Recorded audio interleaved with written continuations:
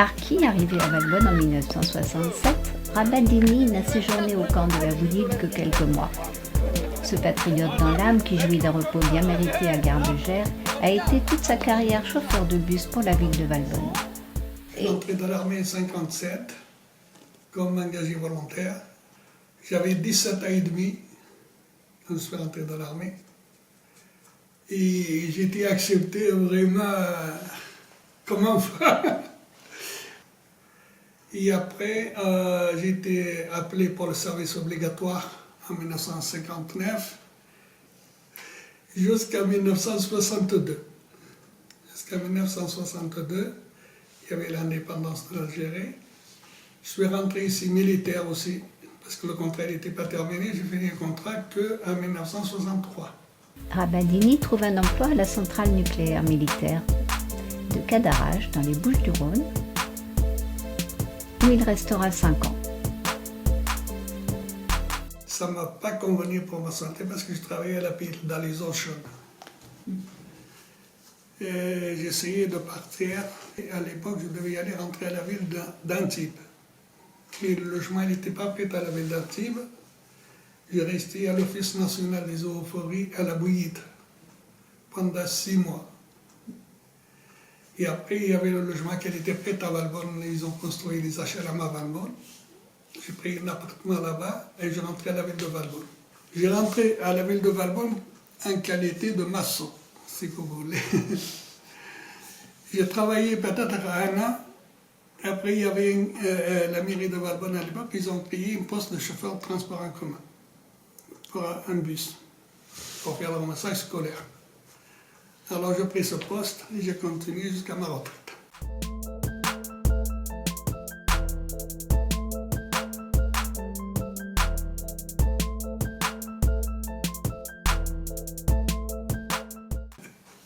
Je me suis échappé de cette galère. Le galère que j'ai passé, c'était les 6 mois que je restais ici à la Bouillide. Quand il pleut, le lit, je le change d'un côté à l'autre. La Bouillide, c'était une cité perdue. Il n'y avait rien, il n'y avait pas Sofia. Sofia, elle était construite que plus tard. Nos voisins, c'était les sangliers. Ça, il y avait un virage juste en face de la cité, là. Ils viennent trop vite, tout d'un coup, ils se trouvent sur un virage raide, ils se trouvent sur le toit.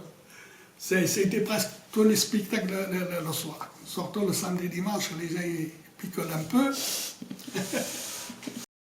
Ceux qui étaient à la Bouillide à Madame, quand ils sont arrivés ici à la Bouillide, ils n'étaient pas scolarisés.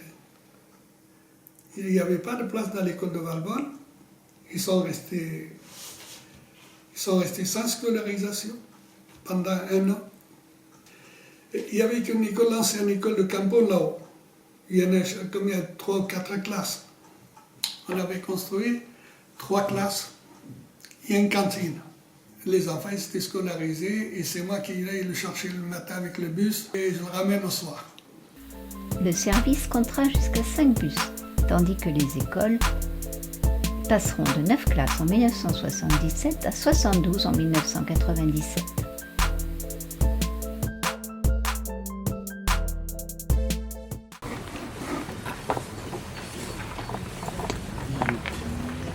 Je suis parti des anciens combattants ici à Valbonne.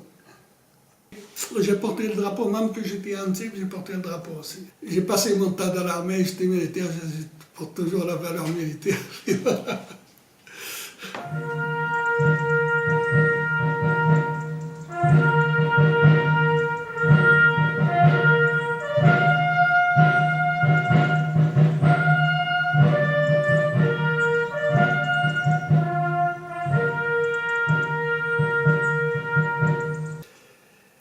Ils voulaient faire la mémorial de Daphne dans le département des Alpes-Maritimes. Mais ils cherchaient le terrain à l'époque, ils ne le trouvent pas. Le Michel Rolla, c'était le maire de Valbonne à l'époque, il avait donné le terrain. Il avait donné le terrain à Darbosso. Et c'est là où ils ont construit la mémorial. Il y a les anciens combattants français, après il y a quelques combattants de Monaco aussi.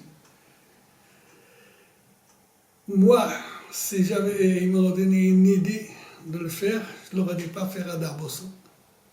Je l'aurais dit faire en face de l'église, qui avait le terrain.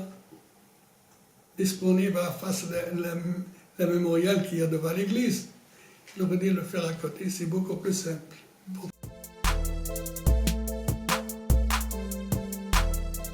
Je fais que travailler. Je fais que travailler, j'avais des enfants, il faut payer les études, il faut payer ça, je n'ai pas le temps de s'amuser. Et puis maintenant, voilà, je suis retraité. Je joue les boules. Ça me fait passer le temps tant que je suis tout seul. Qu'est-ce que je reste faire? Il faut que je trouve quelque chose pour passer le temps.